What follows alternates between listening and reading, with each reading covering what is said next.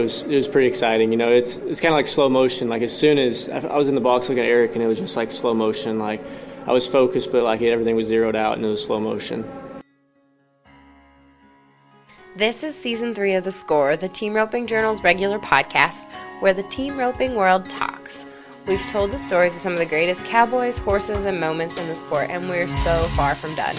In 2020, we'll bring you more of what you've come to expect, like interviews with the best cowboys and cowgirls we know, and we'll dive even deeper into subjects you care about. Look for more audio editions of the Team Roping Journal stories you might have missed in print, and learn about the great horses shaping the sport and great challenges facing our industry. All this and more in 2020. I'm Chelsea Schaefer. Hey everybody, we just watched the first round of the team roping in Arlington, Texas's Globe Life Field, and it was really something to see. I hope you all caught it at home on the Cowboy Channel, but if not, I've got an interview with Erich and Paden Bray teed up and ready for you. Now, Paden says in this interview that he was nervous, but if you watched, I think you'd be pretty surprised. He did not look nervous at all, and he looked like a veteran, though this is his first NFR, behind the 2017 world champion Erich Rogers. It's Rogers' 10th NFR. Before we get to their interview, I'll tell you some of the notable things that happened. There were some really surprising no times. Colton Schmidt and Hunter Cook, they had a no time. Chad Masters and Wesley Thorpe took a no time. Charlie Crawford and Logan Medlin, Clay Tryon and Jake Long, Andrew Ward and Buddy Hawkins, Colby Lovell and Paul Eves all took no times. So that was really a bummer. A lot of teams went out of the average early. I think a lot of really surprising teams went out of the average early. If you saw Levi Simpson's headshot, it was pretty spectacular. He certainly pulled one off. So did Nelson Wyatt. It was really cool to watch. So check it out. Rewind your Cowboy Channel so you can catch everything that you missed. If you have the Cowboy Channel app, you can watch it on that too. But otherwise, we will bring you as many updates as we can throughout the day tomorrow. Hopefully, we'll get some videos to post on our website on teamropingjournal.com that you can watch some of the fast times from last night. And we hope we will talk to you all after round 2 with the next winners. Tonight's episode is brought to you by Resistol. We live it every day. There's nobody who lives it every day like Paden Bray. He was the 2019 Resistol Rookie of the Year, and he is your go-round champion in round 1. Resistol congratulates Paden for everything that he has done this year. They are proud of him. They were proud that he was the Resistol Rookie of the Year, and they are proud that he wears a Resistol.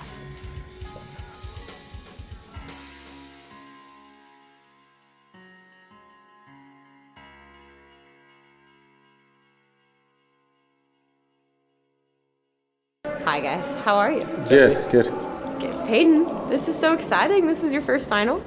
Yes, ma'am. Yeah, tell me about what was it like riding it. It's a totally different experience than Thomas and Mack, do you think? Or To me, I had a pretty similar feeling to Arlington, or not Arlington, I guess right next door, but AT&T Stadium over there in Jerry's World. It had pretty familiar feeling, kind of the atmosphere, the big screen, the one big arena, the big stand. But I was kind of freaking myself out a little bit. I was warming up and I wasn't even nervous, but it was pretty exciting. It's kind of like slow motion. Like as soon as I was in the box looking at Erich, and it was just like slow motion. Like I was focused, but like everything was zeroed out, and it was slow motion.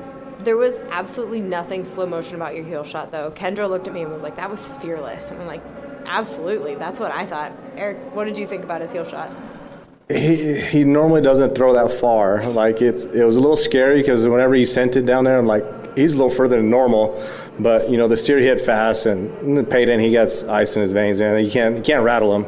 There's no way you can rattle him. He's watched videos and studies the game really, really good. And once we teamed up, and it was roping with another veteran healer back there. He didn't worry about it.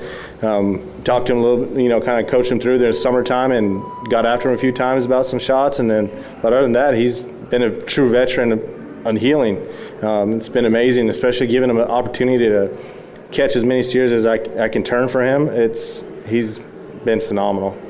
And when we spoke a few weeks ago, you weren't sure if you were going to ride your horse. Was that one of the Bray's horses that you Yeah, that's Ken and Logan. They're partners on it. We rode her a little bit this summer, and my good dun horse, he's been sore for a while now, and still he was ready, but I didn't want to take a chance and risk and hurting him again. So we decided to. Ken said we got two opportunities here. You can ride Sandy or you can ride Woodrow, and so we kind of made a little last-minute decision there. But it's like the Bray family. They've been supporting us with horses, and it's been a blessing for me, and especially to get on another good horse. It's pretty awesome. Paden, how cool is it for your family to have two horses just win the first round at the finals? It's pretty special. Logan he used to pick me up from school just like Erich used to, and he used to live right in the road from me, and he's always been very inspirational and a positive, public figure in my life. And then him and Erich are really good buddies, so we're kind of like one big family. But then it's pretty special. The horse I rode, Slider, he's 12 this year. My pawpaw back home, he could make it here because of his sickness a little bit, but he picked that horse out of a crop of colts, and then we halter broke him. And then Marty Becker put about 9 months training on him. And then I've rode the horse for literally 9 years, and he's 12 now. So it's pretty special. And then the other head horse that Erich rode a little bit this summer, my dad, we picked him out of that same crop of colts, and then my dad trained him himself. So it's pretty cool for us to have two good horses, and then, the bloodlines, but just more so for the family. Marty's here helping me with my horses, and then my grandpa picked him out, and then my dad and I did a lot of work with that horse, so it's pretty special. The bloodlines, what are they? I don't ride papers, but it come off the Montgomery Ranch in Cruel, Texas, and they had racing horses, and then they bred some cow into them. But that horse has been a sure blessing to me. He's been my good one. I text you the papers. Yeah, I don't know if you want to look at them or not, but that's what they are. I wanted to put you on the spot and see if you just rattle it off like Ryan Moak style. But Erich, how much? The Bray family has meant so much to you. It's been a really long road together. You guys have been. I remember him as a little kid running around with you guys. How did you guys get connected to the Brays? Well, the reason why I got connected with the Brays is through classic ropes, and then when I was just getting started and didn't really know anybody here in Texas when I left the res. And B, she's like, come to our house. And so when I went to her house, it was like home away from home.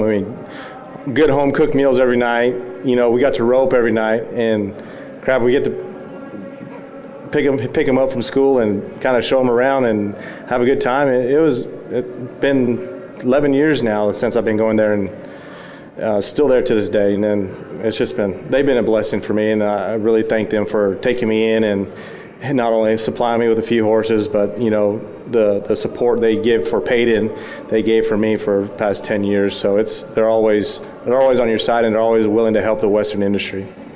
Awesome. Well, congratulations, guys. Thank you. Thank you.